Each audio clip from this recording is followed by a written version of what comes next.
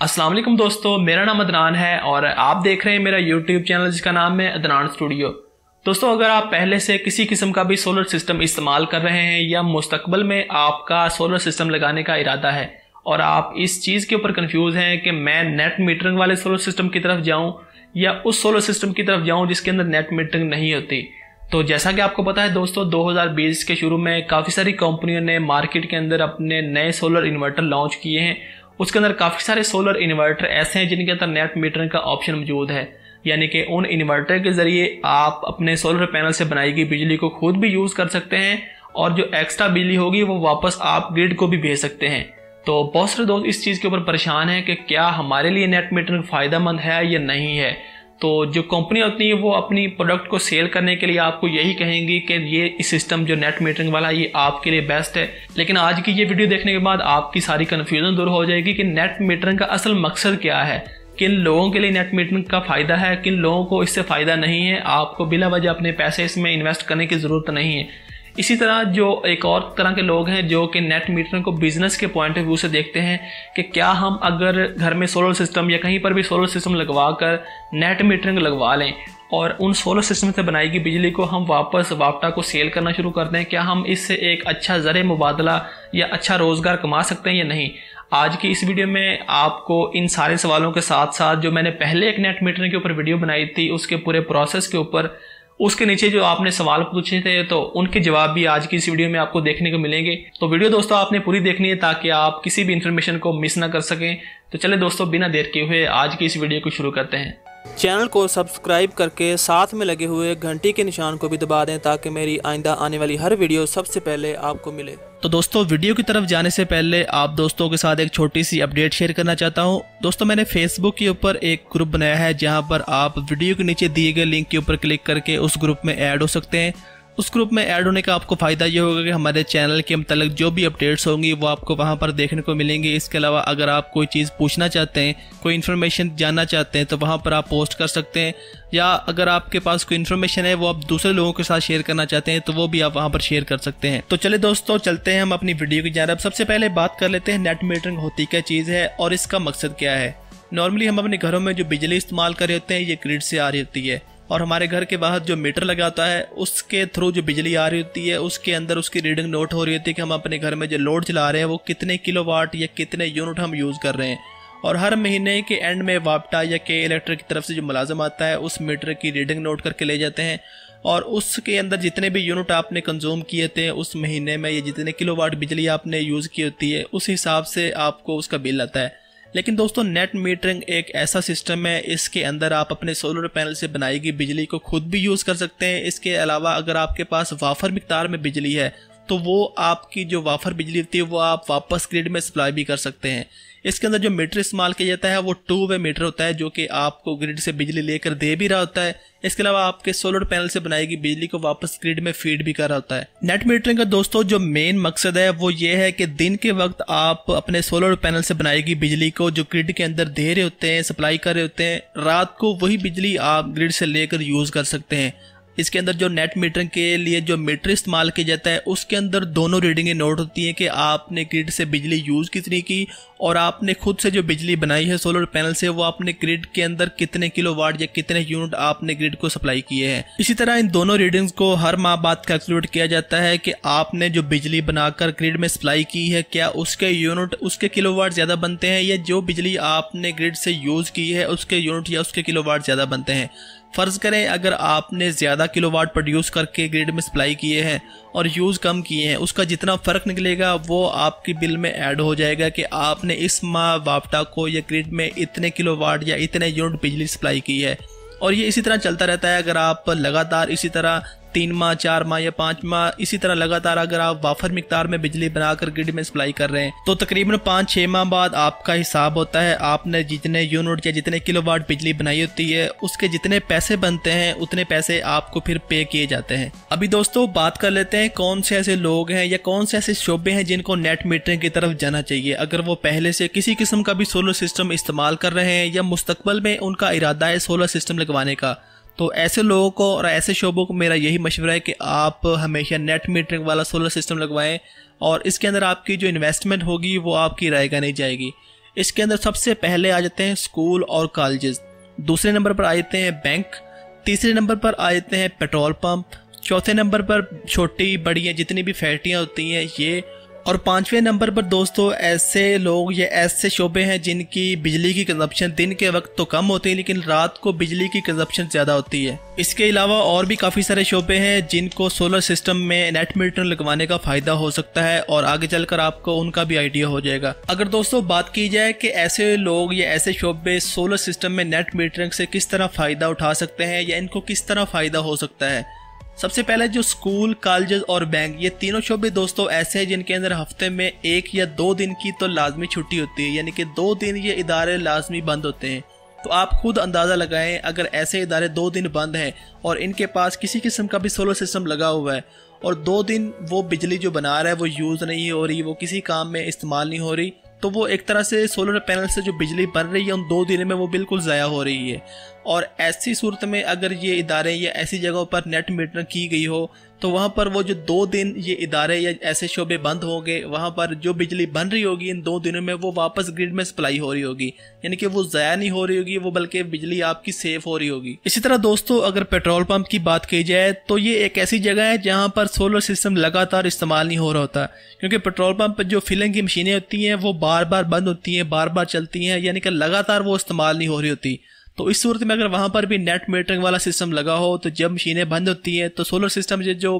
بجلی بن رہی ہے وہ ضائع ہونے کی بجائے واپس گرڈ میں چلی جائے گی۔ اس کے بعد دوستو جو چھوٹی بڑی فیکٹریاں ہوتی ہیں جن کے پاس انویسٹمنٹ ہوتی ہے، چھتوں کے اوپر وافر مقدار میں جگہ ہوتی ہے، وہ بھی سولر سسٹم کے ساتھ نیٹ میٹرنگ والا سسٹم لگوا کر اس سے فائدہ اٹھا سکتے ہیں۔ آخر میں دوستو ایسے لوگ جن کا دن کے وقت بجلی کا یوز کم ہوتا ہے اور رات کو ان کی کنزپشن زیادہ ہوتی ہے، ایسے لوگ نیٹ میٹرنگ کروا کر بجلی کو بیٹری بینک کے طور پر بھی استعمال کر سکتے ہیں، یعنی کہ دن کے وقت کو وہ جتنی بھی بجلی پروڈیوس کر رہے ہیں وہ واپس گرڈ میں بھیج سکتے ہیں، رات کو وہی بجلی وہ یوز کر سکتے ہیں۔ ایسے لوگ اگر بیٹری بینک کی طرف جائیں گے، یعنی کہ رات کو جتنا بھی لوڈ ہے وہ بیٹری کے اوپر اگر وہ چلائیں گے اور ان کا لوڈ زیادہ ہوگا، چاہے وہ 2 وولٹ کے سیل بھی لگائیں، ایک تو بیٹری بینک کافی کاسٹلی ہوتا ہے، دوسرا یہ ہے کہ بیٹریوں کی لائف ہوتی ہے کہ وہ زیادہ سے زیادہ 5 سال چل جائیں گی، اگر وہ سیل لگائیں گے، سیل میکسیمم بھی چلیں تو 7 8 سال یا 10 سال چلیں گے، لیکن وہ نیٹ میٹرنگ اگر کروا لیں گے، نیٹ میٹرنگ میں بھی سیم ہو رہا ہوتا ہے،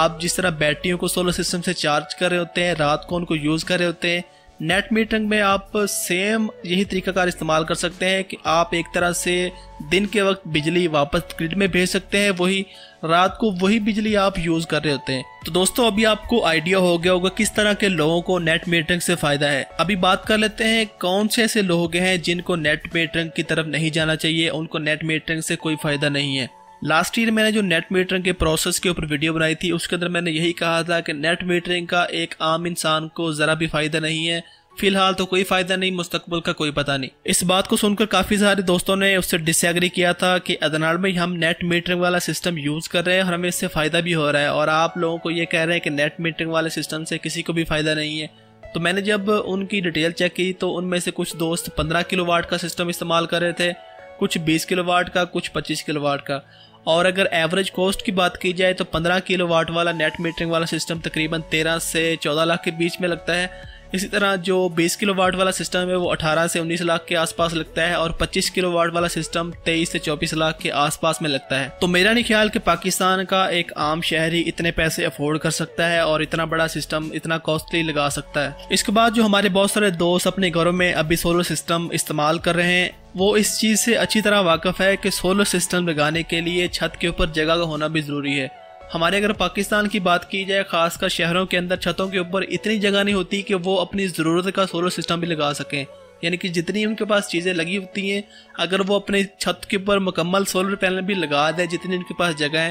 تو ان سے ان کو اتنی بجلی مل رہی ہوتی ہے کہ وہ بمشکل ہی اپنے گھر کا لوڈ ہی چلا سکیں۔ تو اگر آپ نیٹ میٹرنگ لگوا لیں گے تو اگر آپ سولر پینل سے زیادہ بجلی نہیں بنا سکیں گے اپنی ضرورت سے تو آپ گرڈ میں کیا فیڈ کریں گے۔ اس کے علاوہ دوستو جہاں تک میں نے دیکھا ہے جتنی بھی یہ دکانیں ہوتی ہیں، جتنی بھی یہ دن کو کھلنے والے کاروباری مراکز ہوتے ہیں، ان کے اندر جنرل سٹور آ جاتے ہیں، میڈیکل سٹور آ جاتے ہیں، اس طرح کی جتنی بھی شاپس ہوتی ہیں ان کو بھی نیٹ میٹر لگوانے کا کوئی فائدہ نہیں ہوتا۔ کچھ تو ایسے میرے دوست ہیں جن کو فزیکلی میں نے خود جا کر ان کو منع کیا ہے کہ آپ کو نیٹ میٹر لگوانے کا کوئی فائدہ نہیں ہے، وہ بالکل لگوانے لگے تھے۔ ہوتا کیا ہے کہ آپ جب کسی بھی کمپنی سے جو نیٹ میٹرنگ لگاتی ہے اس سے آپ جب فون کے اوپر یا ویسے ان سے ڈیٹیل لیتے ہیں،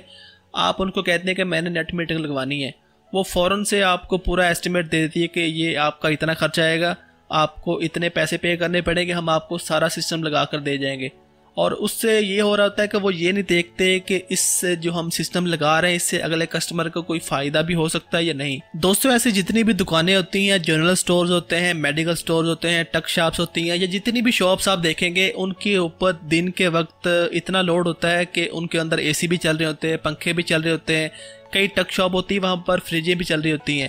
تو ان کے اوپر چھتوں کے اوپر اتنی جگہ نہیں ہوتی کہ وہ اتنے سولر پینل لگا سکیں کہ ان کی اپنی ضرورت ہی پوری ہو سکے۔ اور آپ نے دوستوں یہ بھی دیکھا ہوگا کہ زیادہ تر جو دکانیں ہوتی ہیں مارکیٹ میں وہ تقریباً سارا ماہ اوپن رہتی ہیں، اور ایسے لوگ اگر اپنی دکانوں کے اوپر نیٹ میٹرنگ والا سسٹم لگوا لیں گے تو اس سے ان کو تو فائدہ نہیں ہوگا، ہاں البتہ اس کمپنی کو ضرور فائدہ ہوا ہوگا جس نے وہ سسٹم لگایا ہوگا، کیونکہ اس نے اچھے خاصے پیسے اس کے چارج کیے ہوں گے۔ اب آخر میں دوستوں ہم نیٹ میٹر کو بزنس کے پوائنٹ آف ویو سے بھی دیکھ لیتے ہیں۔ ہمارے چینل کے بہت سارے ویورز ایسے ہیں جو یہ پوچھ رہے تھے کہ عدنان بھائی ہم اس چیز کو بزنس کے نظریے سے دیکھتے ہیں کہ ہم اگر اس کے اندر انویسٹمنٹ کریں اپنی تو ہمیں اس کا پے بیک کتنا ملے گا۔ بہت سارے دوست یہ کہہ رہے ہوتے ہیں کہ عدنان بھائی ہمارے چھت کے اوپر جگہ بھی ہے، ہمارے پاس 15-20 مرلے کا گھر ہے، اس کے علاوہ ہمارے پاس انویسٹمنٹ بھی ہے اور ہمارے ایریا میں نیٹ میٹرنگ پہلے سے لوگ یوز بھی کر رہے ہیں، لیکن ہم اس چیز کے اوپر کنفیوز ہیں کہ ہم اگر اس کے اندر انویسٹمنٹ کریں اس کا ہمیں پے بیک کتنا مل سکتا ہے، کیا ہم اس سے ایک اچھے خاصے پیسے کما سکتے ہیں یا نہیں۔ تو میں آپ کو ایک ایسٹیمیٹ دے دیتا ہوں جس سے آپ کو آئیڈیا ہو جائے گا کہ آپ کتنی اس کے اندر انویسٹمنٹ کریں گے، اس کا آپ کو پے بیک کتنا مل سکتا ہے۔ عام طور پر دوستو جو نیٹ میٹرنگ والا سسٹم ہوتا ہے یہ اوسطاً 90 روپے پر واٹ کے حساب سے لگ رہا ہوتا ہے، جس کا مطلب یہ ہے کہ اگر آپ ایک 10 کلو واٹ والا سسٹم لگواتے ہیں نیٹ میٹرنگ والا تو اس کا آپ کو جو کاسٹ آئے گی وہ 9 لاکھ کے آس پاس آئے گی۔ اسی طرح دوستو اگر بات کی جائے کہ 10 کلو واٹ والا سولر سسٹم سولر پینل سے بجلی کتنی بنا کر دے سکتا ہے،